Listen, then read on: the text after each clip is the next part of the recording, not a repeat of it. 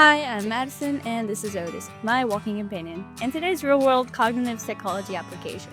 He will help me illustrate to you how engaging in something as ordinary as walking your dog is actually a full-on mental workout. We'll explore the hidden brain processes like attention, memory, and perception that are constantly at play during this everyday routine. So let's walk through the cognitive science behind a simple stroll. In this presentation, we'll review 4 key cognitive processes that are activated when I walk Otis. Attention, which helps me focus on my surroundings. Decision-making, like choosing which route to take or when to cross the street. Perception, or how my brain interprets all the sensory information that I encounter. And memory, which guides my behavior based on past experiences. As I start walking Otis, selective attention kicks in. Because this is a low task, it doesn't demand much mental effort. My attention can easily shift from one thing to another. I might notice Otis sniffing a bush, hear a car passing, or tune into my audiobook. This is an example of shifting attention. I'm constantly toggling focus between different stimuli, but my brain can't process everything at once. That's where processing capacity comes in. Since we have limited cognitive resources, I prioritize only what feels important, like a fast approaching dog or an unusual noise. While walking, selective attention helps me filter out things that aren't important, like distant chatter or background scenery, so I can stay focused on what really matters, keeping Otis safe and staying on course. But sometimes attention gets hijacked. This is called attentional capture. A squirrel darting across the path or a sudden car honk can steal my focus in an instant, whether I want it to or not. And let's be honest, how many of us have nearly tripped over a dog because we were lost in thought until a squirrel exploded onto the scene? Jerry's dichotic listening task helps us expound upon how we can stay focused on one thing while ignoring others. In this classic experiment, participants heard 2 different audio messages, one in each ear, but were told only to listen to one. Most could repeat the intended message, but they barely noticed the other. I noticed this while I'm walking Otis and focusing on his leash tension or which way he wants to go, but I'm filtering out background noise like traffic or construction. Our brain selectively attends to meaningful input like a dog tugging on a leash, while tuning out less important things. As I walk Otis, selective attention helps me manage a constant in-stream of sights and sounds. Inhibitory control kicks in when I resist turning my head in every direction. When I do physically turn my head to check on Otis or monitor nearby traffic, I engage in overt attention. But most of the time, I rely on covert attention, keeping track of him without actually looking, just by being aware of the leash tension or the direction that he's pulling. Change blindness might happen if I fail to notice something that has changed because my attention is elsewhere, like not realizing Otis has suddenly stopped walking until I nearly step on him.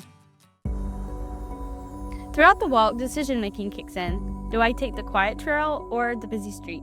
This involves risk assessment, weighing potential outcomes like safety, noise level, and whether or not Otis is feeling sociable.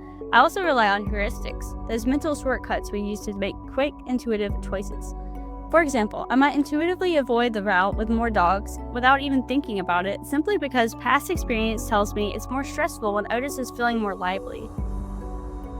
These heuristics keep guiding my decisions as we walk. Take the availability heuristic, for instance. If Otis began his walk lively and full of energy and had a wild reaction to a dog on a certain street last week because he was feeling this way, that memory might steer me away from the path today almost automatically. On the other hand, when I'm unsure of what's ahead, I may engage in risk aversion and choose the quieter, safer route, even though it takes longer, just to avoid the unknown. And here's where the framing effect comes in. The way a choice is presented, and not just the facts, can significantly influence what we decide. For instance, a dog-populated path might feel riskier simply because Otis is looking frisky, even if it's actually the better route to take today. Tversky and Kahneman found that we weigh risk and reward differently depending on how the situation is framed. So even a quick walking decision, like which route to take, can be influenced by how options are visually or emotionally presented to us. Another key concept in decision-making is the dual systems approach. This model explains how we process choices using 2 different systems in our brain. System 1 is fast, intuitive, and emotional. It kicks in when I instinctively avoid the dog street without overthinking it. System 2, on the other hand, is slower and more analytical, like when I pause to consider which route is safer for Otis based on past experiences. Most of the time, both systems work together, especially during the everyday decisions like this walk. When I'm walking through the woods, I rely on bottom-up processing to take in raw sensory details, like the leaves crunching, the branches rustling, or the sight of something long and brown on the trail. I also utilize top-down processing to quickly make sense of that sensory input based on what I expect to see. This is where scene schemas come in. Because I've walked this route many times, my brain fills in the gaps for me. If I see a stick shaped like a snake, my force schema might prompt me to jump, just in case that stick is actually a snake. Our brains are always blending what we sense with what we expect, helping us stay alert, even if we're just dodging twigs with our dog. As we interpret our environment, our brains rely on regularities in the environment, those consistent patterns we've learned over time. Physical regularities, like straight roads or vertical tree trunks, help us quickly orient into space. Semantic regularities take it a step further to cause us to expect certain objects or actions in familiar scenes, like seeing other dogs on a neighborhood sidewalk. Another part of perception is the landmark discrimination problem. This refers to how we use key visual features like a mailbox, a parked car, or even a tree to help us place ourselves. These landmarks help us stay on track, recognize turns, and avoid hazards. On our walk, I might use the fire hydrant ahead to steer Otis away from the spot where he tends to get tangled or too curious. As I continue walking, I'm also drawing upon that working memory, the part of memory that holds and manipulates information in the short term. This helps me problem solve and navigate, especially if I need to remember which streets we've already tried, where we saw that loose dog last week, or how far we are from home and when we need to get back. When working memory is constantly active, it helps me reason through small decisions in real time, like adjusting the route on the fly if Otis starts pulling or if construction blocks the sidewalk. On our walk, I also rely on spatial working memory to remember which shortcuts Otis prefers, like which streets have more squirrels or fewer barking dogs.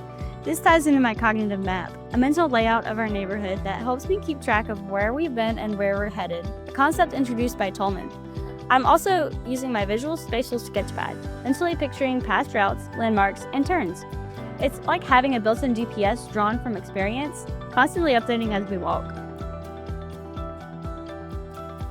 All of this ties into Baddeley's model of working memory. As I walk, my central executive is calling the shots, deciding what to pay attention to and coordinating everything. My visual spatial sketchpad is busy holding and updating the mental map of where we are. And if I'm talking to myself, like repeating the last few sentences from my audiobook before I can pause it, I'm using my phonological loop to rehearse that verbal information as we go.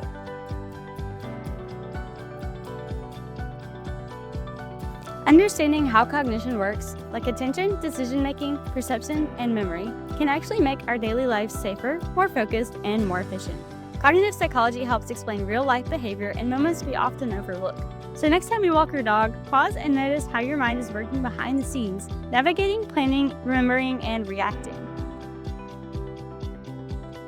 And that wraps up our walk through the neighborhood and cognitive psychology. From perception and memory to decision-making and attention, it turns out walking Otis exercises more than just our legs. Thanks for watching. Now, if you'll excuse us, it's definitely not